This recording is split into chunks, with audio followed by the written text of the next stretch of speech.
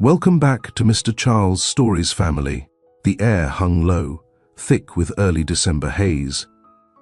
It was that kind of cold that crept through even the best coats, biting skin and silencing streets. Cars sped past the shoulder of a narrow service road just off I-95, tires hissing, eyes forward, no one stopping. She didn't wave them down. That's what made Lorien notice her. She stood still beside a tired sedan, hood open, engine steaming like a broken kettle. One arm held a fussy baby wrapped in two mismatched blankets. The other gripped a tire iron she probably didn't know how to use. But there was no panic, no pleading, only stillness. Stillness and a kind of quiet resolve that wasn't loud but said, "I've been through worse." His driver slowed at the light. Lorien looked up from his phone. She didn't fit the usual roadside scene. Most people panicked. She didn't. Most people flagged others down. She stood still, eyes fixed forward, like she didn't expect anyone to help and wouldn't ask even if she did. The driver turned his head. "We're running behind, Mr. Vale." "Pull over," Lorien said, already unbuckling.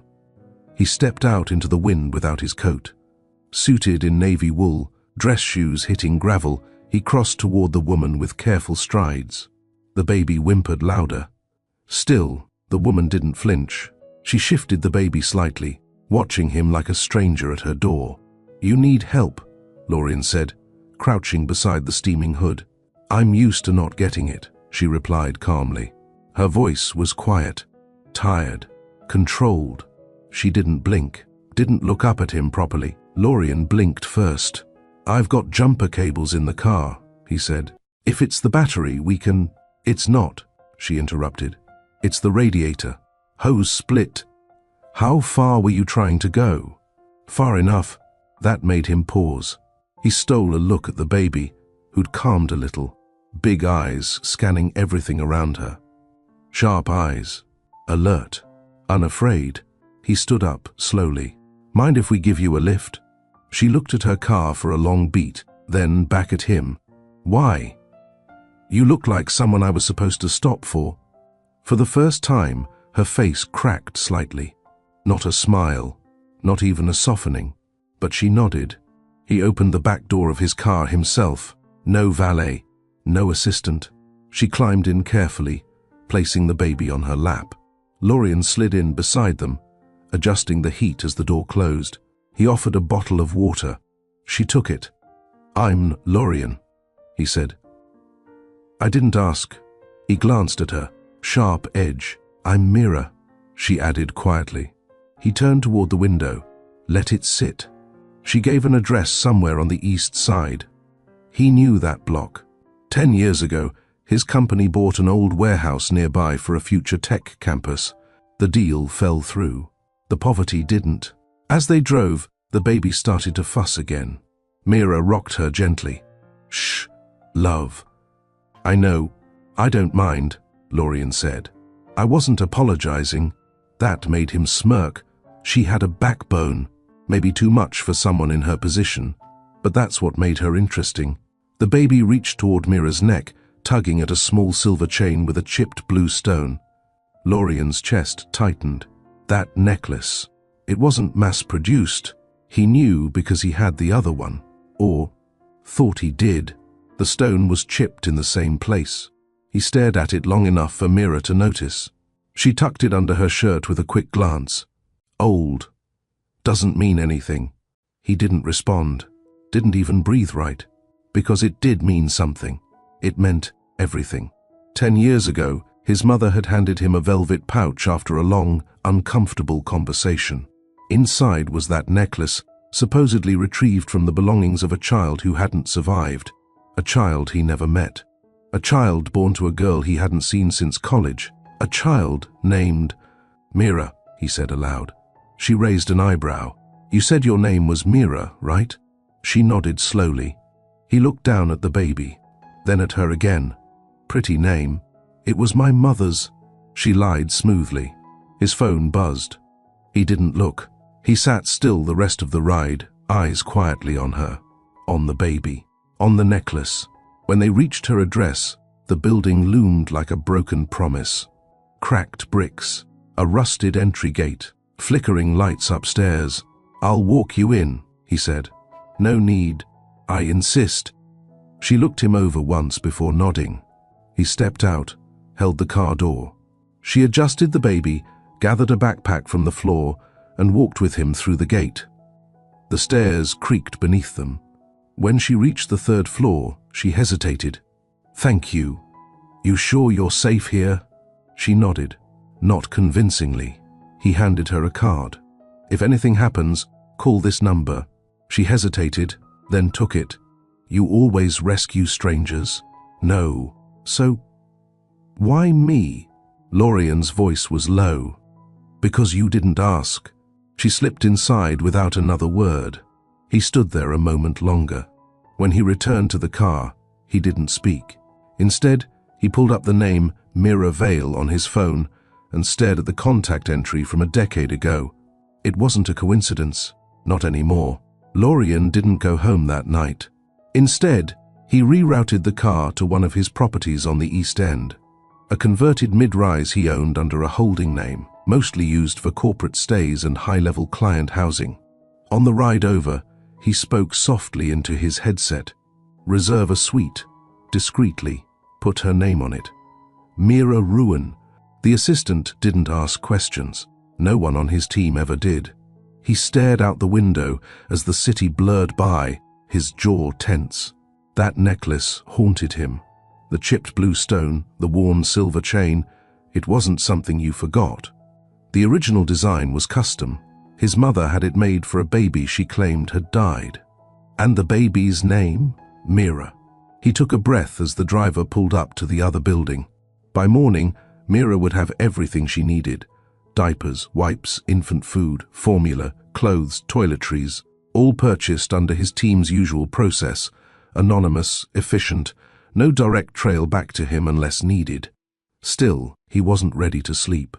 He stepped out onto the rooftop terrace of the building, city lights glowing beneath a cold sky. Hands in his pockets, he stared out past the skyline, down past the bright facades into the dark spaces where most people lived and disappeared. He thought about the way Mira held her daughter. Protective, yes, but something more. She looked at that baby like she was her entire reason for breathing. And when Mira talked, she didn't talk like someone running from a mistake. She talked like someone who'd spent years learning how not to expect anything good. His phone buzzed again. Mom missed call 7:42 p.m. He didn't return it. Not tonight. Morning came slowly. Grey skies lingered. Traffic thickened early. Lorian checked in with his assistant before breakfast. "She hasn't used the suite key yet," she said. "You want us to cancel?" "No. Leave it active. Deliver the supplies anyway." "Understood." He paused. "Send someone to that building, her place. I want to know if she's still there." Less than 2 hours later, the report came back. She was gone. Room cleaned out. No sign of her or the baby. No complaints filed. No rent history. A ghost. He cursed under his breath and drove across town himself. The manager of the building barely looked up when he asked. "She left before dawn," the man said. "Didn't leave a number." Lorian returned to his car, sat behind the wheel and thought. He didn't like losing things. Not people. Not chances. And this felt like both. That afternoon, his assistant called again. She checked into the suite. When, 10 minutes ago, Lorian exhaled. He didn't visit right away. Didn't want to come off strong. But by nightfall, he stood outside the door to suite 712, knocking once. Mira opened slowly. Her eyes were tired. She wore an oversized hoodie. The baby sat on the bed in a new onesie, eating crackers with both hands. The room was warm, peaceful, but Mira's body was stiff. "You send all your charity cases to suites like this?" she asked. "No." She crossed her arms. "Then, what am I?" He hesitated. "Someone I was supposed to help. You don't even know me." "I might." That made her blink. He stepped in without pushing further. Didn't sit. Didn't ask. I had them stock diapers, formula. If you need anything else." She cut him off. "I don't like debts." "It's not a debt." "Then what is it?" "A second chance." "Why?" He looked at the baby, calm, seated, steady-eyed, watching everything. He didn't answer her question. 2 days passed before he saw her again. He returned with groceries. Not fancy, just essentials: bread, eggs, oat cereal, juice, paper towels. She opened the door slower this time. No hoodie, hair brushed back, baby on her hip. "You brought food?" He nodded. "Just in case." She let him in. He placed the bags on the counter, glancing at the half-washed dishes in the sink. "You don't cook?" he asked lightly. "I do, just not when someone else is paying." Lorien tilted his head. "Would it help if you saw this as a refund?" "For what?" "For the decade I didn't show up." Mira didn't speak. Instead, she grabbed the receipt from the bag and scanned it. Every cent tallied. That told him something. She didn't trust Easy. He respected it. Later that evening, they sat on opposite ends of the room. The baby crawled between them, dragging a blanket behind her. "What's her name?" he asked. Mira looked down. "Sarah." He froze. The name hit harder than expected. "That's your name. I didn't think you'd remember." He looked at her closely now. Really looked. "I was 22. I remember everything about that summer." Mira lowered her gaze. "I left before the fall term started. No one asked why." "I did." Not loud enough. He swallowed hard. A long silence stretched. She added, "Your mother made sure I disappeared, paid for my silence, gave me enough to leave and stay gone." Lorien leaned forward slightly. "And you did?" "Not with her money. I tore up the check. I walked out and never looked back." "What did she tell you?" "That you'd never claim a child from a diner waitress." He winced. "She said you had a future to protect." Lorien didn't move. He just sat there, shame crawling up his neck. "You knew none of this?" she asked. "No." Mira looked down at her daughter. "I figured." Another silence. Then she whispered, "I didn't name her Sarah out of spite. I named her after the girl I used to be, the one who believed people would do the right thing." Lorien's throat tightened. "She's mine, isn't she?" he asked. "She's not a trophy, Lorien. I didn't say she was, but I think I always knew." Mira nodded. "She's yours," she said. "And she's mine. But I don't need saving." He nodded back. "I do."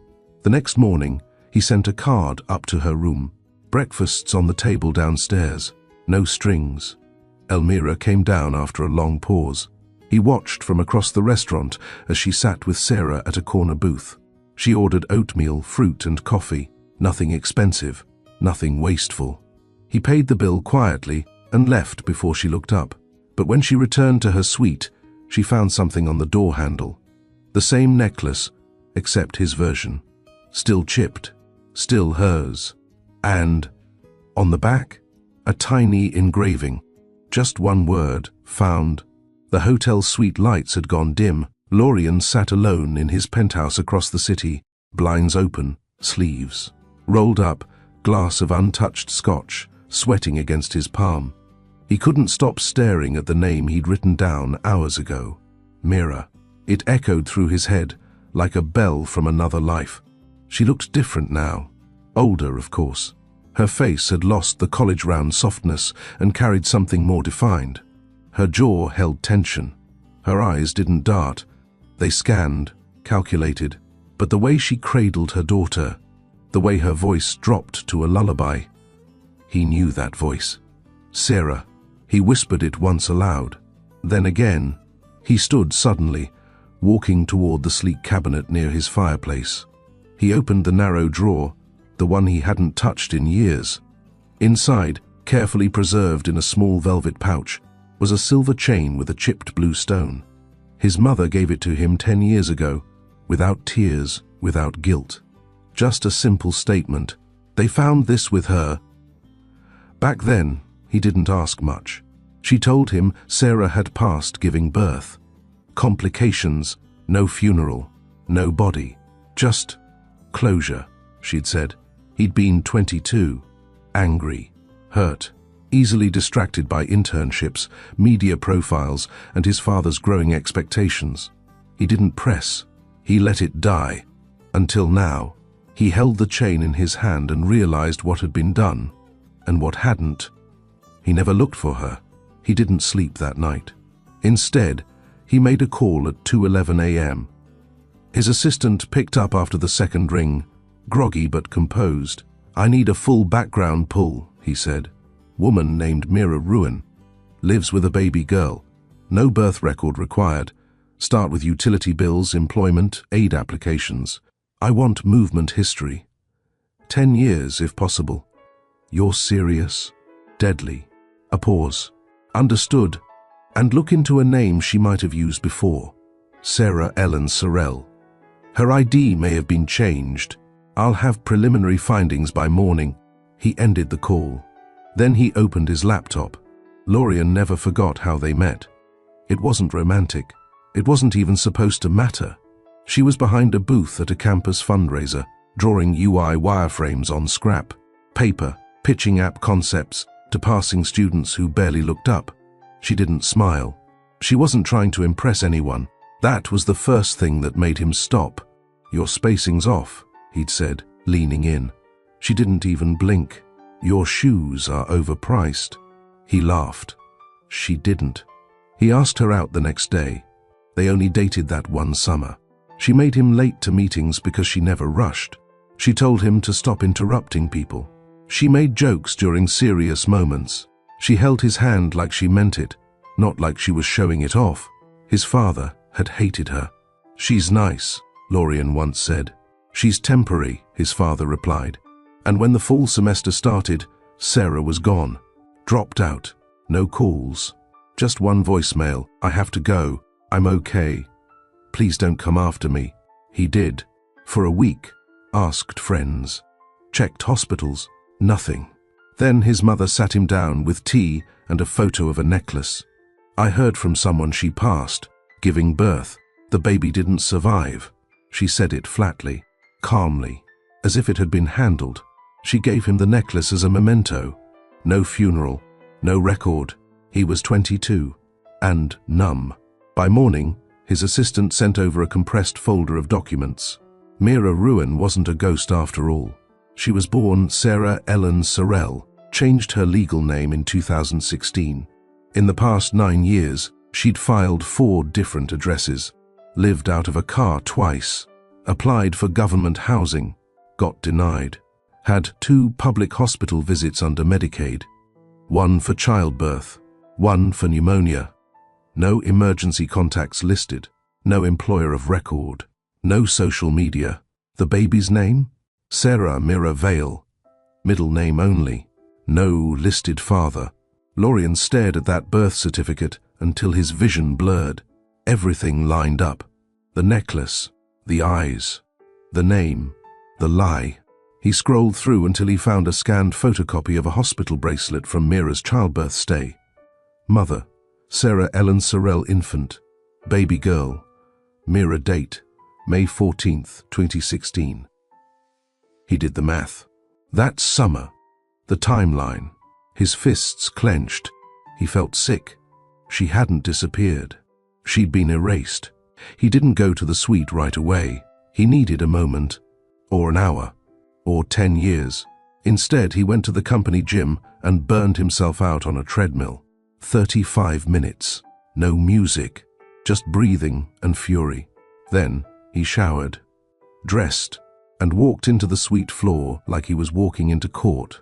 He stood outside her door for a long time. He could hear the baby cooing inside. He raised his hand and knocked. When Mira opened, she didn't look surprised. She looked ready. Mira opened the door without a word. She didn't look startled, angry, or even cautious. She looked prepared, like she'd been expecting this moment to arrive, even if she didn't want it to. Lorien stepped in slowly. The baby sat on the couch, a pacifier in her mouth, one sock halfway off, playing with a plush elephant. The room was still. too still. He didn't sit. She didn't offer. He pulled something from his pocket. The necklace, the other one. Her breath hitched. Mira didn't reach for it. She stared at the identical chipped blue stone, the familiar worn chain, the faint engraving on the back, the one she'd scratched into it herself at 17, MS, Mira Sorel. She hadn't seen that necklace in a decade. Lorien held it gently between his fingers, then extended it toward her. "This," he said, "was given to me the day I was told you died." Mira's arms folded tight across her chest. That lie held up longer than I expected. He met her eyes. "So it's true. You needed proof?" "No," he replied. "I needed courage." That shook her. Just a little. She looked away, walked to the window and said softly, "You weren't supposed to find me. I wasn't supposed to lose you either." The words hung between them. Heavy, human, real. She turned her back to him, staring out at the city skyline beyond the glass. "I never wanted you to know this way," she said. "Not with evidence, not with background checks. How else was I supposed to know?" he asked, voice firm but not unkind. "You weren't," she replied. "That's why I changed everything. My name, my hair, my record. I made sure nothing tied back to you." "Why?" She turned around, the weight in her eyes heavier now. "Because your mother said you'd never believe me. She said you'd look at me and see a girl who was trying to climb into your world using a baby." He stepped forward, slowly. "Is that what you were doing?" She laughed under her breath, but it was sharp. "I was 19, Lorien, working 3 shifts a week at a diner. You think I wanted the mess that came with your last name?" His jaw tightened. "She said she'd take care of the baby," Mira said. "If I left, she'd raise her, privately, securely, but I didn't trust that. I didn't trust her, so I left." He looked at the baby again, who stared up at him with an expression too familiar to ignore. "And you raised her alone?" "No," Mira replied. "I survived her alone. There's a difference." He sat then. For the first time, Mira leaned against the edge of the kitchen counter. "I worked in hotel laundry rooms. I cleaned floors. I slept in shelters. I applied for housing again and again. Got denied more times than I can count. I kept her fed, clothed, barely. I didn't date. I didn't call friends. I erased myself." She wasn't crying. That made it worse. She wasn't trying to make him feel anything. She was just stating facts. "And why didn't you tell me?" he asked, softer now. She finally sat across from him, resting her hands on her lap. "I didn't want to beg." Lorien looked at her for a long time. "You wouldn't have had to." "But I didn't know that," she said. "All I knew was your mother, in a tailored suit, in a cold office, telling me you had your whole life ahead of you and I didn't belong in it. And you believed her." "No," she whispered. "I believed in myself more." The baby toddled over then, clutching the plush elephant by the ear. Lorien instinctively reached down, and she placed it in his palm without fear. He didn't know what to do. Mira watched the moment unfold without moving. "She's smart," he said quietly. "She is. Looks like you." Mira tilted her head. "I think she looks like someone I used to know." Lorien looked up at her. She added, "She only cries when she's tired. She doesn't throw things. She folds napkins when I do. She watches everything." He smiled faintly. "She's intense. She's observant." He looked down at the toy, then slowly set it beside the baby, who crawled into Mira's lap. "I didn't come to demand anything," Lorien said. "Not rights, not claims. I didn't even know I'd come until I knocked." Mira nodded once, slowly. "I came," he added, "because I missed something. And I didn't know I was missing it until I saw her. Until I saw you." Mira's throat moved, but she said nothing. "I don't want to take over, or take anything," he said. "I just want to start with honesty." Her eyes met his. Clear, steady. "You're 10 years late." "I know." She adjusted the baby in her arms. "But I'm not bitter," she added. "I'm tired. I'm cautious. I'm not angry." He nodded. "Then tell me where to start." She stared at him for a long time, then looked down at her daughter. Start by knowing her name. He leaned forward, slowly. What do you call her? Mira brushed her fingers through the baby's soft curls. Sarah. Lorien froze. It's what I would have named her, she added. If I had believed you ever cared. He swallowed. I do. She looked at him again. Prove it, she said. Would you trust someone who once left if they returned with truth? Like, share, and tell us what you would do in Mira's place. Mira sat with her knees drawn up on the couch, one arm wrapped around her daughter, who had fallen asleep mid-babble. The quiet hummed around them like an old companion, familiar, heavy, necessary. Lorien didn't say anything. He knew better now. She needed silence before words, time before questions. Mira spoke first. You know how people say a woman becomes a mother the moment she gives birth? He nodded. That's not true, she said. I became a mother the moment I decided to keep her. She adjusted the blanket over the baby's legs. I didn't have a plan. I didn't have anything, not even a bag packed. When your mother gave me that check and told me to disappear, I walked out with $27 and a swollen belly. Lorien listened, elbows on his knees, eyes locked on hers. She gave me options, Mira continued. Her version of options. Go away quietly and she'd protect the child. But I knew what that meant. Disappear. Hand her off. Pretend nothing happened. Mira shifted her weight. I left campus that same day. Never went back to my dorm. Took a bus to the city. Slept in a bus station for the first 3 nights. You had no one? No one who could help without asking too many questions. She wasn't telling the story for sympathy. She told it like a record, like it mattered to be accurate. I didn't even go to a hospital when labor started, she said. I was scared they'd ask who the father was, that someone would trace me. His heart twisted. She whispered, I gave birth on the floor of a women's shelter. Alone. Lorien swallowed, hard. You did that without help? I didn't need help, she said. I needed safety. She stood then, gently laying the baby in a small travel crib in the corner. Sarah stirred, whimpered, then settled. Mira returned to the couch, but didn't sit right away. I worked jobs people didn't want, she said. Bathrooms, bus stations, back kitchens. Slept with one arm around her and the other under my purse. Lorien slowly stood too. I didn't lie about her name because I was ashamed, she added.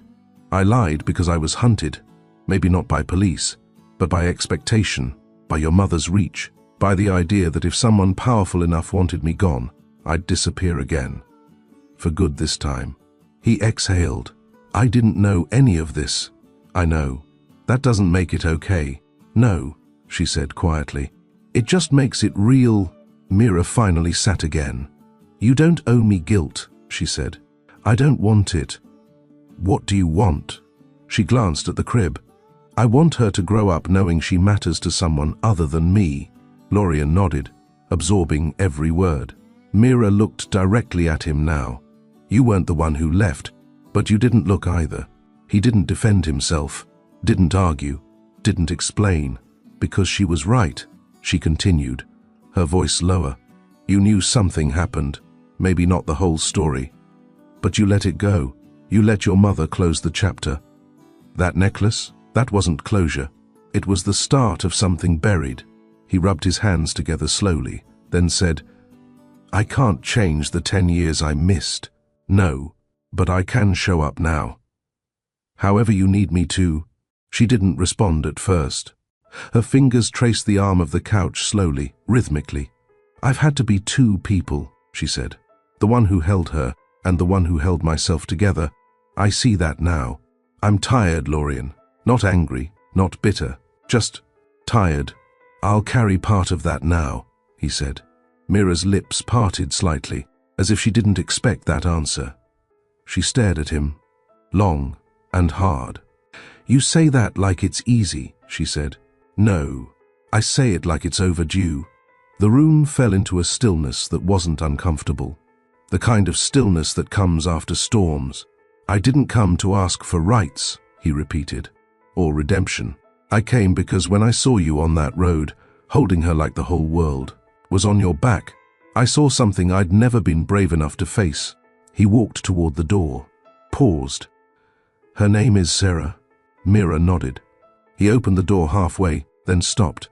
I'd like to see her again. Tomorrow. If that's okay. Mira didn't speak, but after a breath, she nodded once. Soft, sharp. Final. He left. That night, Mira sat by the crib long after Sarah had fallen asleep. She looked at her daughter's face, round cheeks, steady breathing, hands tucked under her chin, and whispered, "He didn't run." It was the first time in years she allowed the thought. Maybe it was okay to stop running too. Lorien returned the next morning. No calls, no driver, no assistant waiting outside.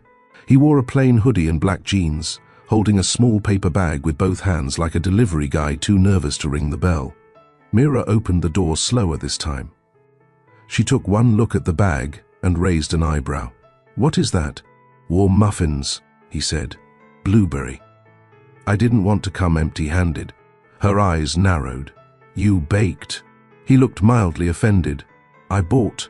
She held the door open just wide enough to let him in. "She's napping.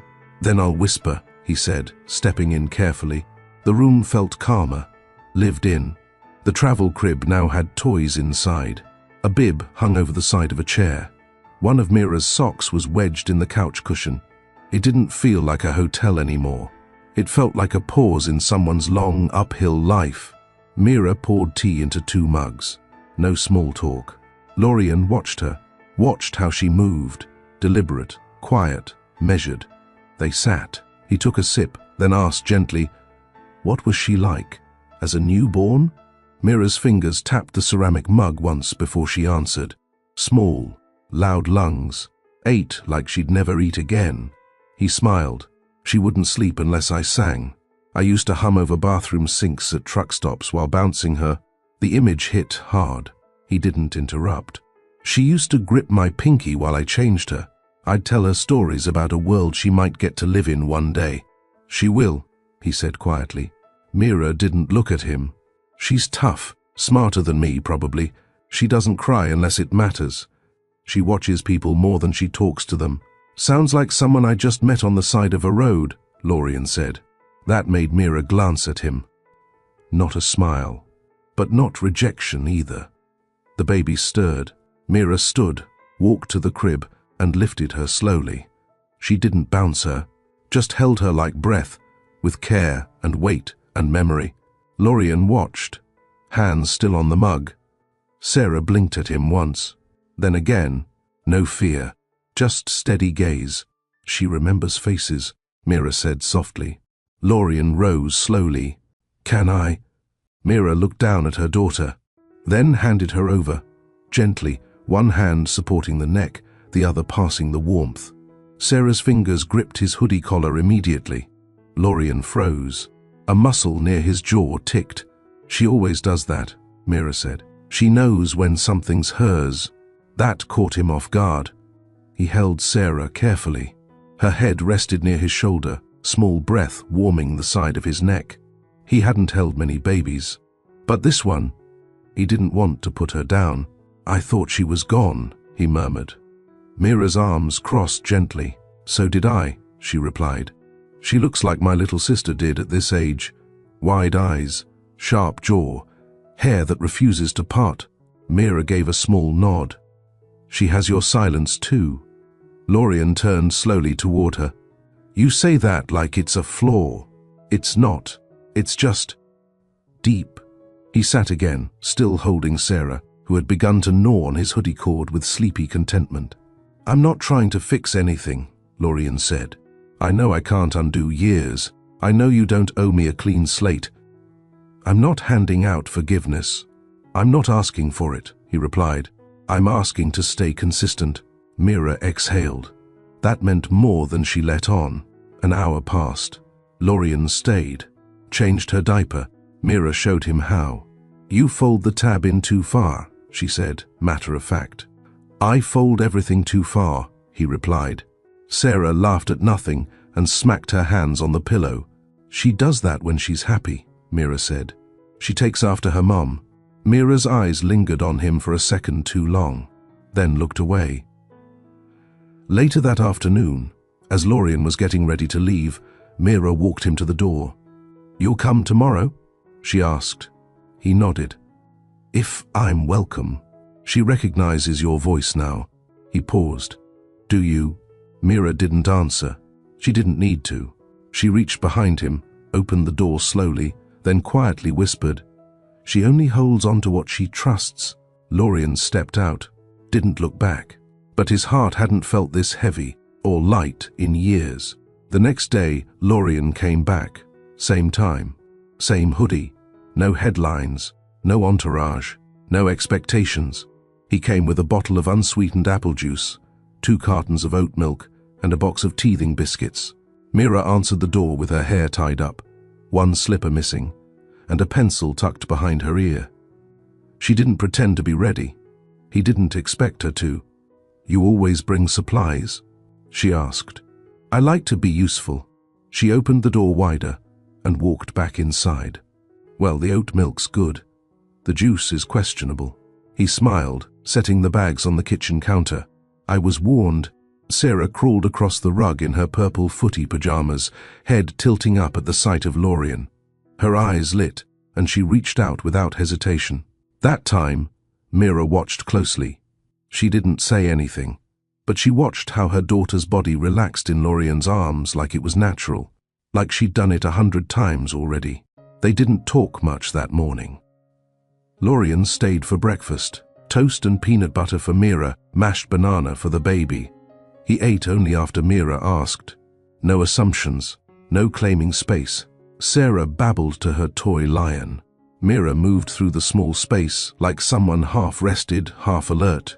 After dishes, Lorien stood by the window while Sarah napped. Mira joined him with a lukewarm cup of tea. "You ever want more kids?" she asked out of nowhere. He turned.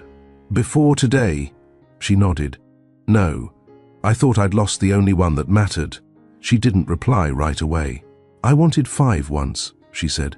"Back when I believed in steady homes and Christmas cards and 2 incomes. What changed?" "I met life." He nodded. "It doesn't ask for permission." She exhaled. "It doesn't." That afternoon, Lorien surprised her. Not with gifts, not with a car or designer bags. He offered something simple. "Come stay at the cottage," he said. Mira looked at him like he'd handed her a loaded weapon. "I'm not interested in being kept." "You wouldn't be." She folded her arms. "Then what would I be?" "Safe," he said. "Just safe. For you, for her. No strings." "It's not just about the walls, Lorien." "I know." "Then why offer?" "Because it's the only place I trust enough to leave you in peace." That made her pause. "Peace," she repeated. He nodded. She didn't answer right away. Instead, she leaned against the wall, watching her daughter sleep. Later, she agreed. Not with words. She packed the baby's bag, zipped her own duffel, and met him by the door. The drive was quiet. He didn't play music. She didn't ask where they were going. 35 minutes outside the city, nestled between modest trees and the curve of a lake, sat a 1-story house with faded shutters and a screened porch.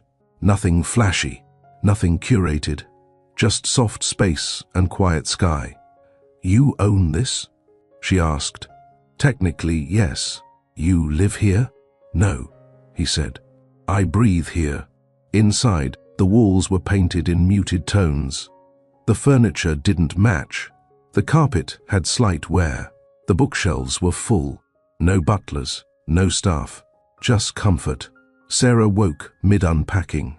Lorien carried her through the rooms, pointing out the backyard swing, the spot where squirrels liked to hide, the old birdhouse that never held birds. Mira watched them from the doorway.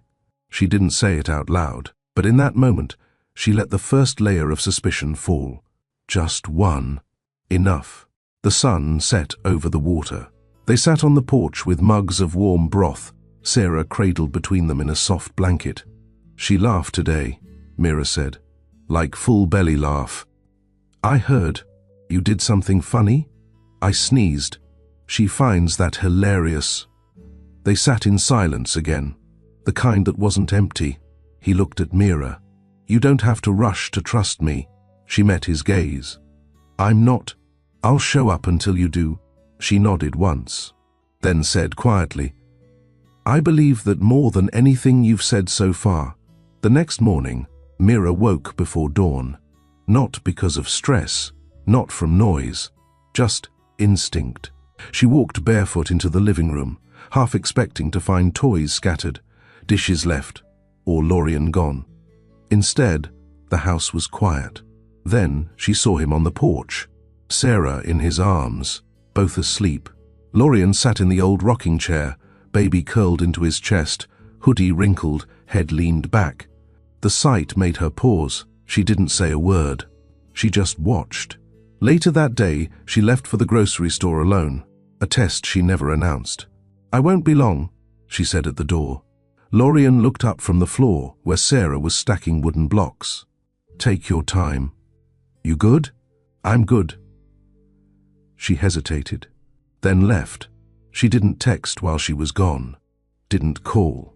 She walked down the market aisles, wondering if she'd return to disaster, to a crying baby, spilled food, or Lorien gone. But when she stepped back inside, Sarah was asleep in her travel crib, pacifier still between her lips. Lorien was on the floor beside her, reading.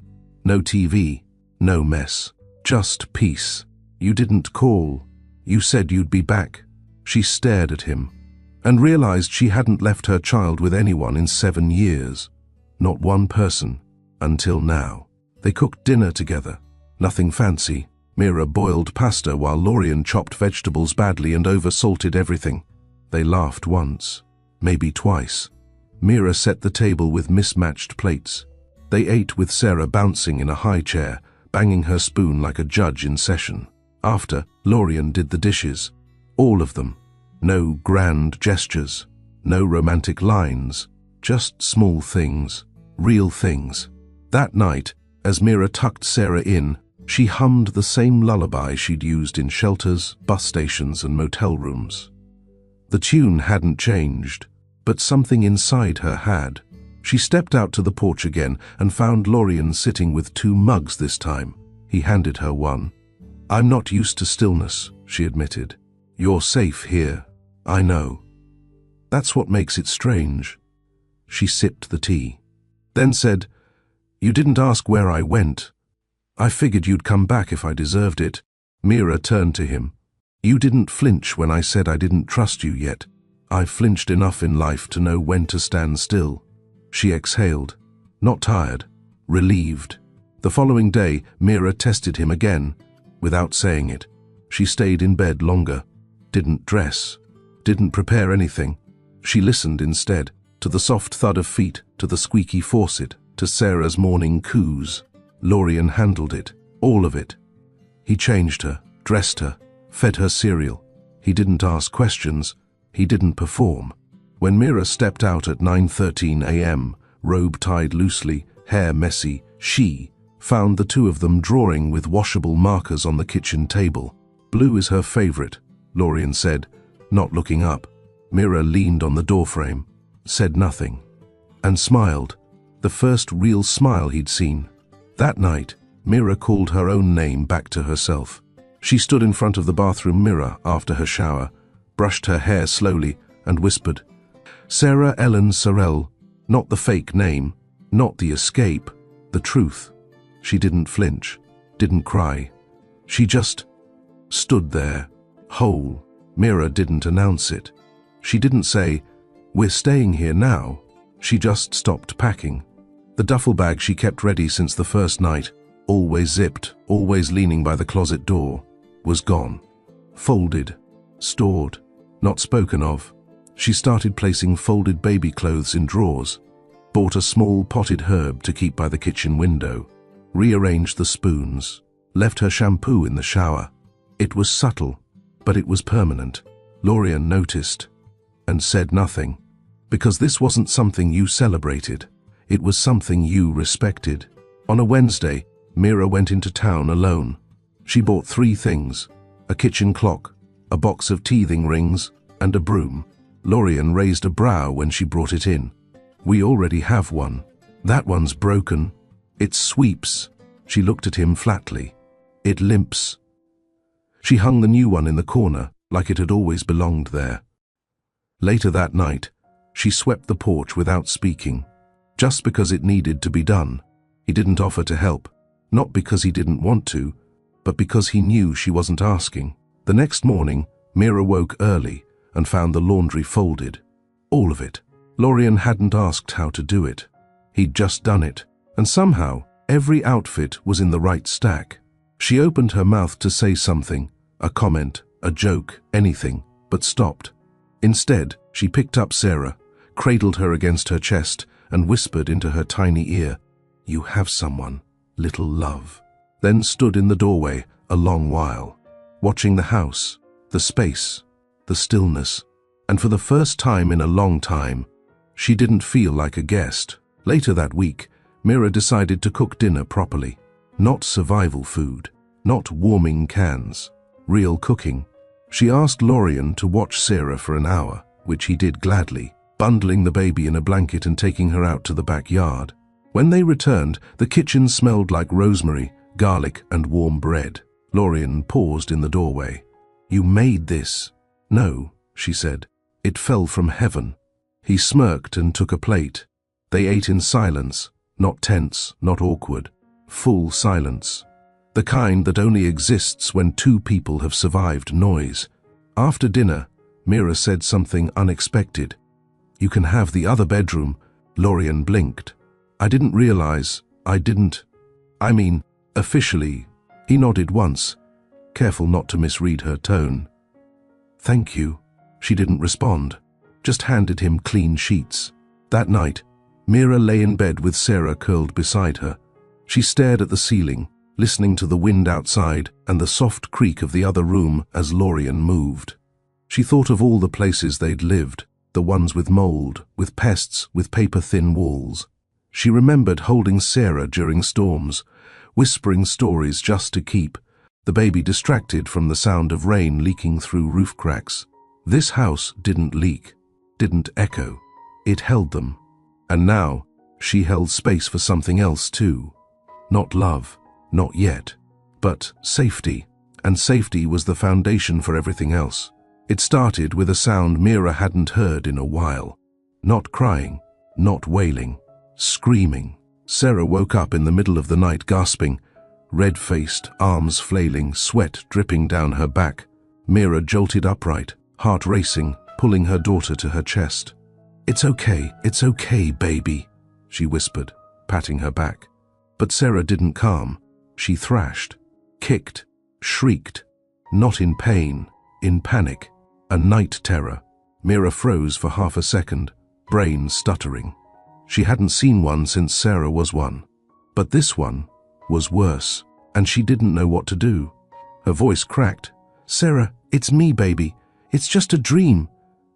The bedroom door creaked open. Lorien appeared, barefoot, shirt rumpled, eyes wide. Mira didn't even look at him. She was too focused on calming the child she'd always calmed alone. But nothing worked. Sarah kept screaming. Mira rocked her, stood, patted, hummed. Nothing. Her breathing quickened. Her hand shook. Then Lorien said softly, "Let me try." Mira opened her mouth to say no, to say, "She won't let you," but her voice didn't come. Her arms lowered.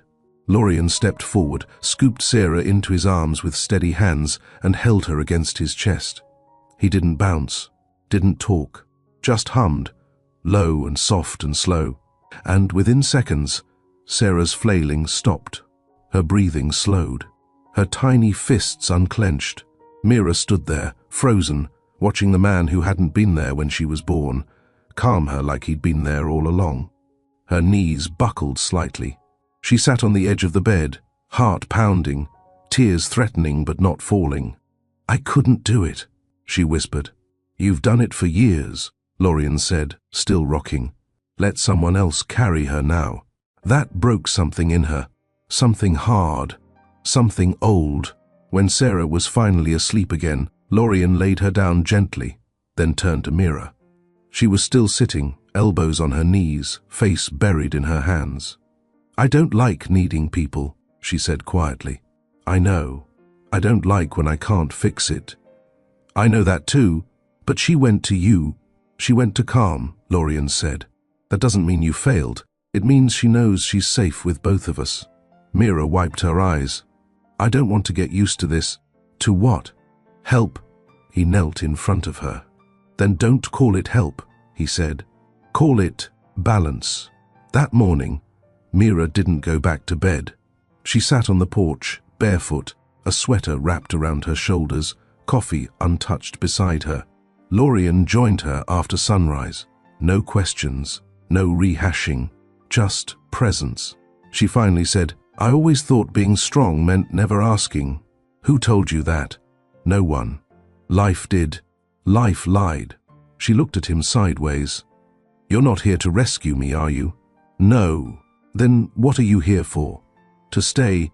She let that sit, then nodded once. She didn't thank him. She didn't have to. The next day, she bought a second toothbrush and left it in the bathroom drawer. Mira stood by the stove, stirring oatmeal with one hand while sipping lukewarm coffee with the other. Sarah sat in her booster chair at the table, face smeared with mashed bananas, fingers sticky, curls wild from sleep. Lorien crouched beside her, helping her with her spoon. Sarah pointed at his nose, giggled, then tried to feed him a bite of soggy cereal. "No, thank you," he laughed. "You need that more than I do." Mira turned, watched the two of them from the kitchen, and, without meaning to, let herself pause. Not just physically, emotionally. Paused and noticed. Sarah smiled wider when Lorien wiped her mouth gently with a napkin. Then came the word, "Dada." Mira dropped the spoon. It hit the floor with a clatter. Sarah said it again, louder this time, giggling. Proud, clear, "Dada." Lorien's entire body stilled. Mira froze, heart slamming against her ribs. She stared at her daughter. "What did you say?" Sarah clapped, "Dada." Mira knelt slowly, eyes level with the little girl's. "Where did you learn that?" Sarah pointed at Lorien. Mira's chest rose and fell unevenly, not because she was angry, but because she wasn't. She was stunned, unsteady, unready. Lorien stood, but didn't move closer. "I never told her to call me that." "I know. I never said it out loud." "I know that too." He waited. She picked up the spoon, walked to the sink, rinsed it under cold water. Silence. Then she said, "She's never called anyone that before." He took a slow breath.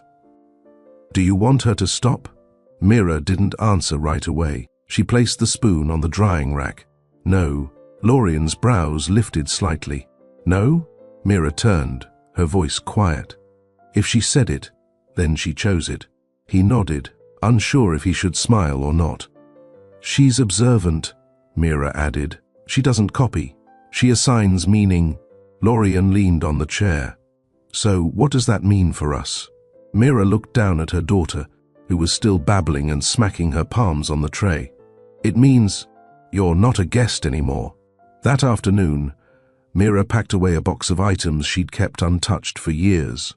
Hospital records, old photos, ultrasound prints, Sarah's first knit onesie, a letter she once wrote and never sent. She placed them all in a wooden chest at the foot of the closet and shut it.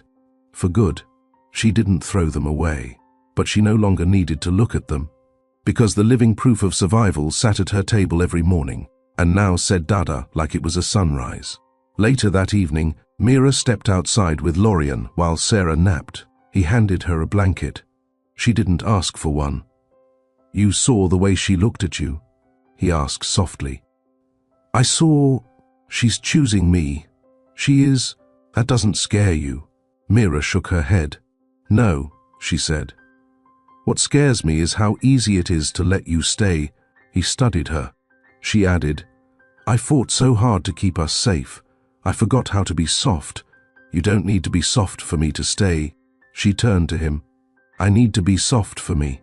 They didn't say anything else that evening, but the way Mira leaned slightly closer on the porch swing, the way her hand brushed his when she stood up, The way she didn't flinch when he tucked a curl behind her ear. It all said enough. The evening air drifted in through the half-open window, soft and cool. The kind of breeze that didn't demand attention, only filled the space with presence, like Lorien had done since the day he stopped on that road. Mira placed the baby monitor on the nightstand. Sarah had gone down early. No cries, no protest. Just 2 books, a lullaby, and the gentle hum of safety. Mira turned off the bedroom light. She stood in the doorway, arms folded. Lorien was on the porch again. Feet propped, book open, cup in hand. Nothing extraordinary. But the way he looked up when he saw her, not with expectation, not with question, just with knowing. That made her step forward. No jacket, no shoes, just Mira. The version of herself she hadn't met in years. "I used to sleep with one hand on the door," she said, sitting beside him. Lorien lowered his book. "Why?" "In case someone tried to come in." "Who?" "Landlords. Strangers. The wind." "I don't know." He didn't laugh. He didn't pity. He just said, "You don't have to do that here." She looked out into the night. "I know. That's why I came outside." He nodded. She added, "Because tonight, I'm going to try sleeping." Lorien's eyes flickered. Try. Without one hand on the door. He didn't touch her. Didn't reach. He just stayed. 20 minutes later, Mira stood by her bed. Hands at her sides. She looked around the room. Nothing threatening. Nothing uncertain. She pulled the blanket over her shoulders and laid down. Sarah stirred once, then settled, and Mira closed her eyes. The kind of closing that wasn't for survival, but for rest.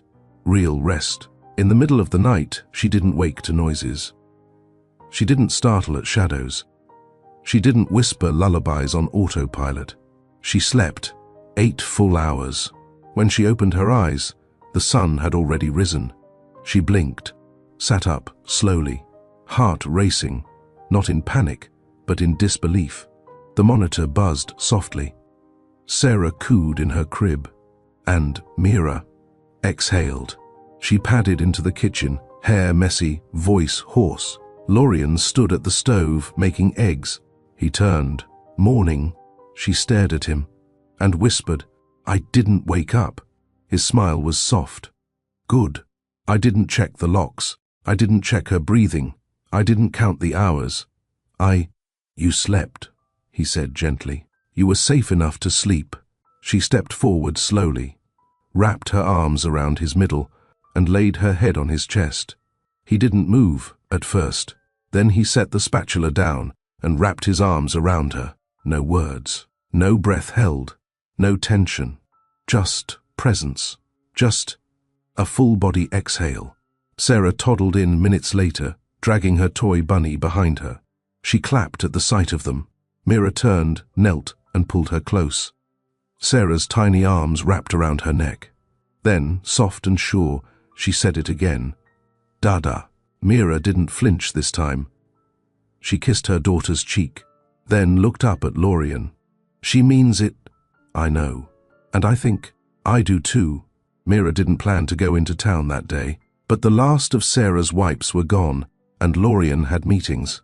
"I'll take her with me," she said, pulling her hoodie on. "You sure?" he asked, adjusting his watch. "She'll be easier to handle than the cashier." Mira smirked. He kissed Sarah's forehead, then looked at Mira with something quieter in his eyes. "You okay?" She paused, then nodded. "I'm walking into town with a clean baby and a full night's sleep. I'm more than okay." Downtown was busier than she remembered, not because she hadn't seen crowds, but because she hadn't walked through them as someone who felt seen in a long time.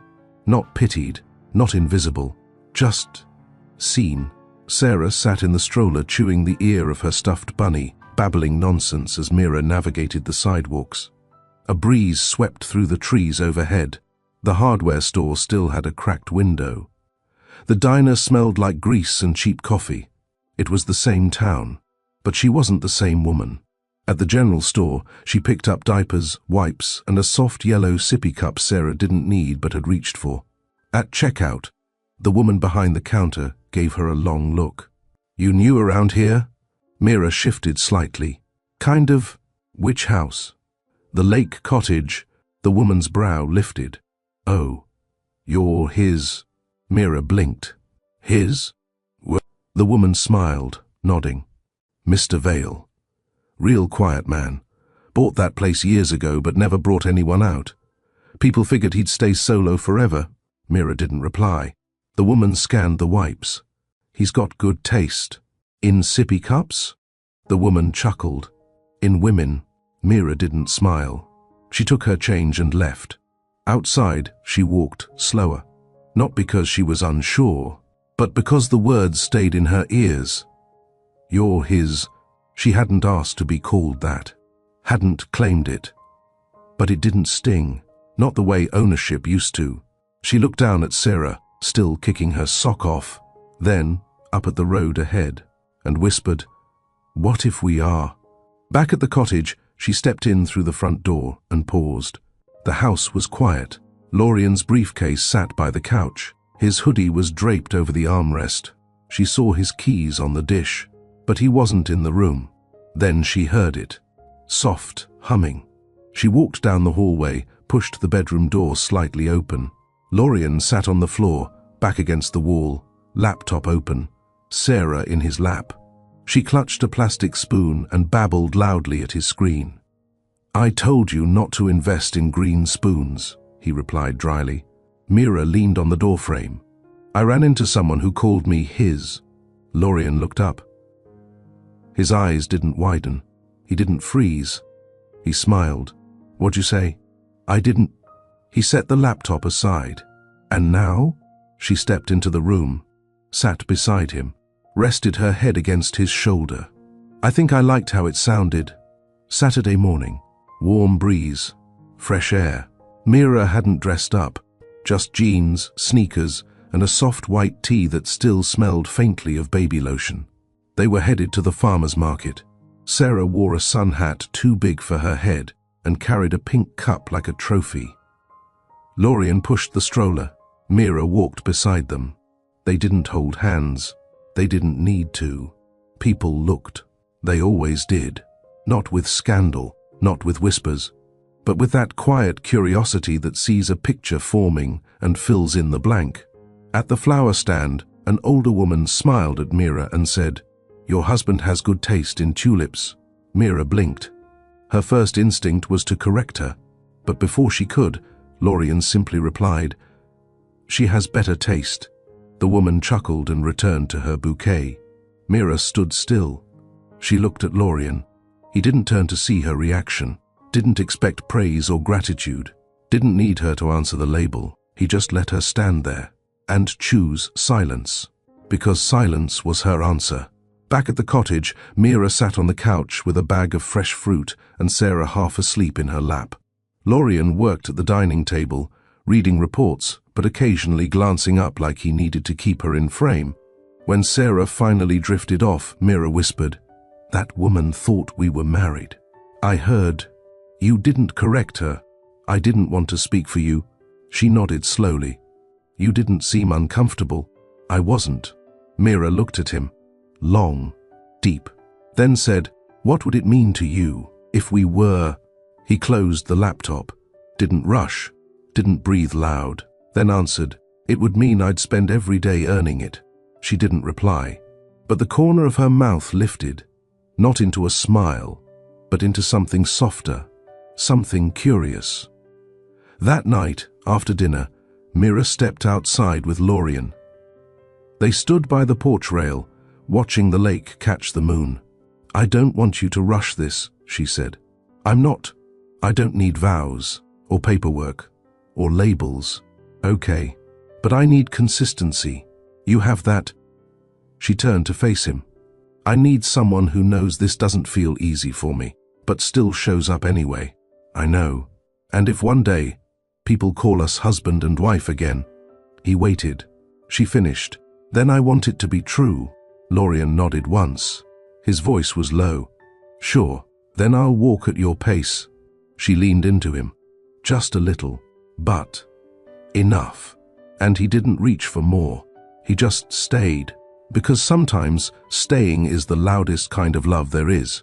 It rained for the first time in weeks. Not violently, just enough to soften the ground, smear the windows, and slow down the hours. Lorien stayed home from the office. Mira baked cinnamon scones, the way she'd learned in a shelter once from a woman who'd lost everything but her recipes. Sarah danced barefoot on the wood floors, spinning until she got dizzy and flopped into Lorien's lap. They laughed like a family. They moved like one. And for the first time, Mira didn't flinch when she caught herself thinking we. After lunch, Lorien opened the attic. It was more of a storage nook tucked above the guest room. Boxes from his parents' estate, mostly untouched. He emerged 20 minutes later with a dust-covered leather journal in one hand and a faded shawl in the other. Mira looked up from the sink. "What's that?" "My mother's writing." Mira froze. Lorien saw her reaction, paused at the kitchen entrance. "She left it in the estate box," he said. "I haven't read it." Mira turned fully now. "Do you want to?" He held it up. "I think you should." She wiped her hands, walked over slowly. Took it. It was heavier than she expected, as if secrets had weight. She waited until Sarah was asleep. The rain tapped the roof like a steady drum. She curled up on the couch, knees to her chest, the blanket tucked around her shoulders. Lorien sat nearby. Not too close, just close enough. She opened the first page. The handwriting was elegant, tight. A woman who controlled every word. "If he ever finds her, I hope he understands why I made her disappear." Mira blinked. "Then read more. Sarah Ellen Serrell." That was her name. Pretty, quiet, unimpressive. She made him late to meetings, taught him how to cook pasta badly, held his hand like she'd never let go. I didn't hate her, but I didn't trust what she'd do to him. Not because she was bad, but because she was small. In reach, in means, in world. And I was afraid, terrified he'd choose softness over power, that he'd forget what he was born for. Mira's fingers tightened on the page. When she showed up crying and pregnant, I offered a clean solution. Money, privacy, disappearance. She refused. I respected that, until she didn't leave. So I pushed harder. I offered more. I pulled strings. I called favors. And when she finally left, she left with a fire in her I hadn't expected. I thought I ended the risk, but I didn't. I only delayed the pain. Mira's eyes burned, but she didn't stop, not even when her hands trembled. Lorien asked once, "Did you ever hear from her?" I said no. I lied. I had updates, quiet ones. I knew she lived. I knew the child survived, but I never told him. Because I was weak, and I couldn't bear to watch him choose her over the empire we built for him. Mira closed the journal slowly. Her throat tightened. She looked at Lorien, who hadn't moved. His eyes were already misted. He had known parts of it, but not this, not the full confession, not the raw truth in ink. She knew, Mira said softly. All along. He nodded. I wasn't crazy. I wasn't wrong. She planned it. I believe you. Mira looked down at the journal in her lap. She buried the truth, and I nearly buried myself with it. Mira sat still, the leather journal warming in her hands like something alive. Outside, the rain thickened. Inside, the silence grew weighty. Lorien hadn't said a word since she stopped reading. He sat nearby, not touching her, not pressing, just watching her carefully. She opened the journal again, turned the page. If this ever finds its way to Sarah or to the child, know this, I was raised to believe love was a threat, especially when it came from outside our name. I confused strength with silence, and I mistook control for care. But when I saw that child in your arms, Mira, I saw something that terrified me. She had his eyes, and my heart, the cold part, the guarded part. And I knew if she grew up without knowing her father, without knowing truth, she'd wear that same armor I never learned how to take off. Mira blinked hard. It wasn't just a lie of protection. It was a generational fear passed on like an heirloom. one that Mira had been forced to carry alone. She turned to the final page. A short note, barely a paragraph, but it stopped her breath. Mira, if you're reading this, then I failed you twice. First, by pushing you away. Second, by not stopping myself when I had the chance. You were never weak. You scared me because you were strong in a way I never learned to be. I hope he finds you. I hope he stays. And I hope she, your daughter, never has to wonder where she comes from, because she comes from fire, from survival, from you. Mira closed the journal, not out of anger, not out of hurt, but out of fullness. The kind of fullness that follows a long, slow hunger. Lorien shifted, voice quiet. You okay? She looked at him. Her voice didn't shake. I spent so long fighting ghosts, Lorien. I know. I thought if I stayed small, I'd survive longer. You did survive. She nodded slowly. But now I think it's time I stop hiding. He stood, walked toward her, knelt beside the couch. You never had to hide from me. I didn't know that until now. She handed him the journal. He took it like something sacred, held it to his chest. She left it for both of us, he said. I think she did. And for her, he added, glancing at the hallway where Sarah slept. Yes, Mira whispered. Especially for her. Later that night, Mira stood by the crib, watched her daughter breathe, then did something she hadn't done in years. She knelt down, not to pray out of desperation, not to beg for escape, but to say something out loud. Thank you for the strength, she whispered. I didn't know I had it, but I'm not giving it back. She stood up, closed the door gently, walked down the hallway barefoot, hair still damp from the shower. Lorien waited in the living room. She didn't hesitate. She walked to him, sat on his lap, arms around his neck, and whispered, Your mother gave me fear. Lorien didn't move. But she also gave me you. Saturday morning returned with clear skies and soft sun. Mira stood at the mirror brushing Sarah's curls, her hands slower than usual, gentler. The little girl sat on the bathroom counter chewing her toothbrush handle, giggling each time Mira said her name in full. Sarah Ellen Vale, Mira whispered. She wasn't testing it. She was practicing truth. In town, Mira held her daughter close as they walked into the tiny art supply store off Main. The clerk behind the counter was older, friendly, and had met them once before. You two are back, the woman said, smiling at Sarah. And who's this beautiful girl? Mira didn't flinch. This is my daughter, she said clearly. Sarah Vale. The name filled the air like light. Not rushed, not hesitant, full. The clerk blinked. Vale? Mira nodded. Her father's last name. The woman didn't ask anything else, didn't need to. But the way she looked at Mira changed. Not with pity, with recognition, with quiet respect.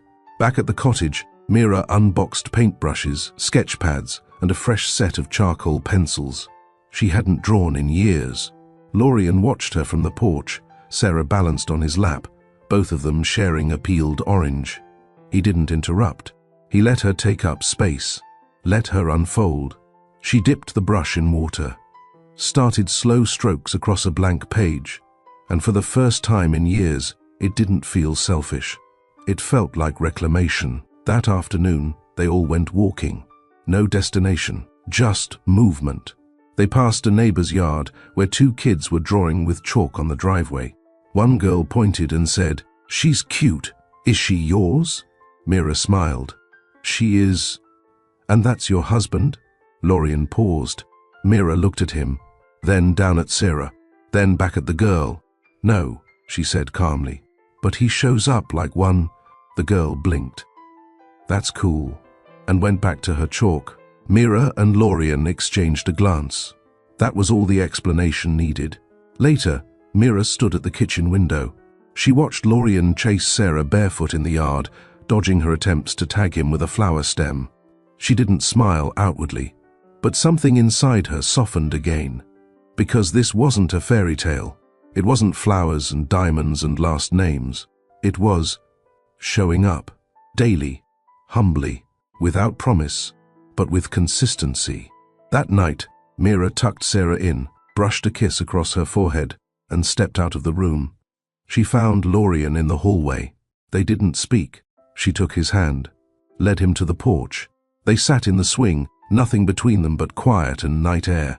"You looked different today," Lorien said. "How so?" "Like someone who stopped apologizing." Mira turned her head toward him. "I have nothing to apologize for," she said. His reply was instant. Exactly. The diner hadn't changed much. Same cracked tile floor. Same metal stools with torn corners. Same corner booth she used to curl up in after double shifts. Stomach tight with nausea. Ankles swollen, back aching, trying not to cry when customers complained about toast. Mira walked in holding Sarah. No hoodie, no head down. She wore a soft green dress that hugged her waist, hair tied back, face bare but calm. Sarah looked around, wide-eyed, waving at a passing waitress. Mira nodded to the host, asked for coffee. The woman behind the counter tilted her head. "You used to work here, right?" Mira turned, slow. "Yes." The woman squinted. "Sarah?" Mira smiled. "Still am." The woman blinked. "Oh." But there was no malice, just surprise. Mira sat down with her daughter in the same booth she once cried in. She looked out the window, sunlight tracing the tabletop. Then she whispered, "We're okay now." Lorien waited in the car outside, not because she asked him to, because she needed to go in alone. When she stepped out 20 minutes later, coffee to go in one hand, Sarah bouncing on her hip, she didn't hesitate. She walked to the car with steady feet. He opened the door. "You good?" Mira nodded. "I was terrified I'd feel small again. And?" Back at the cottage, Sarah napped.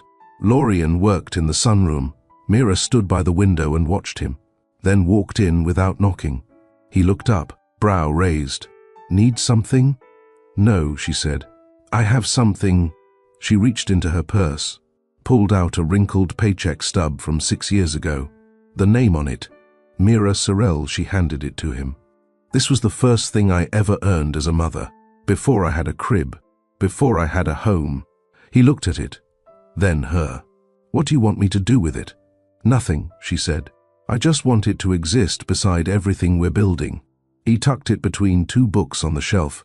No fanfare, no framing, just honor. That night, Mira watched Sarah sleep, then curled into bed beside Lorien. She rested her head on his chest, listened to his breathing, then whispered, "You've seen all of me now." He stroked her hair. "Yes. And you stayed." "Yes. I think I want to stay too." He looked down at her. "You sure?" "I'm tired of running and hiding and thinking I have to do it all alone to prove I deserve this life." Lorien kissed her forehead, then said, "You don't have to prove anything." "I know," she whispered, then closed her eyes. And this time, sleep came without struggle. 2 weeks passed. Steady, ordinary, soft. Mira painted in the mornings while Sarah scribbled beside her with washable crayons. Lorien worked from the sunroom, laptop open, coffee always warm but never finished. They weren't performing love. They were living in it, without announcements, without timelines. Until the envelope came. It sat on the porch table, marked with no return address, but sealed with a navy blue wax stamp. Mira opened it after breakfast. Inside, a folded deed, a business license, a bank authorization, all in her name. She blinked. "Lorien," she called out, voice low but serious. He stepped out from the kitchen, wiping his hands. "Yeah?" She held up the document. "You bought me a business?" "I didn't buy you anything," he said. "Then what is this?" "I transferred ownership of the building downtown. The studio on 3rd. It's yours." She stared at him. "You did that without asking. I didn't think you'd say yes if I did." She folded the paper slowly. "So, what do you expect in return?" He tilted his head. "Nothing. I don't owe you. Not a thing." She took a breath. "This feels big." "It is," he said. Because it's not a gift, it's a beginning. That afternoon, Mira walked into the space for the first time. It still smelled like old furniture and forgotten tenants. Paint chipped, lights dim, floors bare. But on the glass door outside was a new decal in gold letters. Sarah and Sorrel Studio. Mira stood in front of it, hand pressed to the glass. Lorien waited in the car across the street with Sarah bouncing on his lap, both of them watching her without needing to follow. She turned, eyes wet, hand over her chest. She didn't mouth thank you. She didn't wave. She just nodded once. He nodded back. It was enough. That evening, Mira stood in the kitchen barefoot, reading the document again. Not because she didn't believe it, but because she still couldn't believe she had something that couldn't be taken away. She didn't say anything when Lorien stepped beside her, but she took his hand, placed it on the page, and said, "This is mine."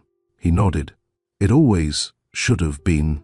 Later, as they got ready for bed, Sarah sat between them with a sticker book, placing stars and suns across Lorien's forearm like she was marking her territory. Mira looked at them both, then whispered, "I think I know what this is now." Lorien turned slightly. "What?" "This isn't rescue, no. This is partnership." He smiled. "It's home." 3 weeks later, Mira walked into the courthouse with her daughter on her hip and a folded paper in her hand. Lorien waited outside, not because she asked him to, but because she needed to do this alone. She sat in the second row, just beneath a sign that read, "Legal Name Change Department, Room 204. The form was simple. Current name, Mira Ruin. Requested change, first name, Mira middle name, Ellen last name, Sorrel Vale. She paused over the hyphen, then underlined it. Not because she needed the connection, but because her daughter deserved both her histories. After she signed, she stepped outside into sunlight that didn't feel too sharp for once. Lorien stood by the bench, Sarah holding his fingers and chewing on a teether. He looked up, no question in his eyes, only presence. "How'd it go?" he asked. "I wrote the name I chose," she said. He nodded. She handed him a folded copy. He read it once, lips parting slightly. "Sorrel Vale," he whispered. Mira shrugged. "We both built her." That night, they had dinner with the windows open. Roasted vegetables, cracked bread, a pot of ginger tea steaming on the counter. Sarah played on the floor nearby, stacking bowls into towers, laughing when they fell.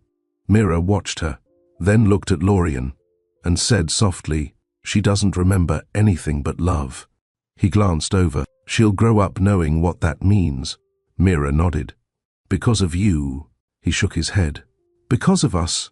Later, Mira tucked Sarah in and lingered.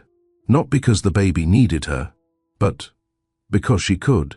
She whispered, "You're not the mistake they tried to erase. You're the truth I carried when no one else believed in it." Sarah stirred, smiled in her sleep. Mira stepped onto the porch where Lorien sat, a mug between his palms, legs stretched out. He looked at her. Really looked. She sat beside him. "Do you know what you gave me?" she asked. He smiled. "A studio." She shook her head. "No.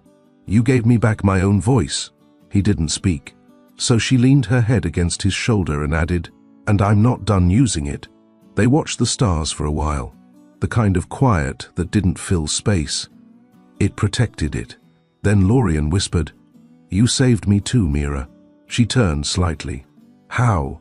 "You reminded me that the people we lose don't disappear." She looked at him. "They live in what we choose to protect now." He nodded. "Exactly." The next morning, Mira wrote a name on the mailbox. Not hers, not his. Just one word, Sarah.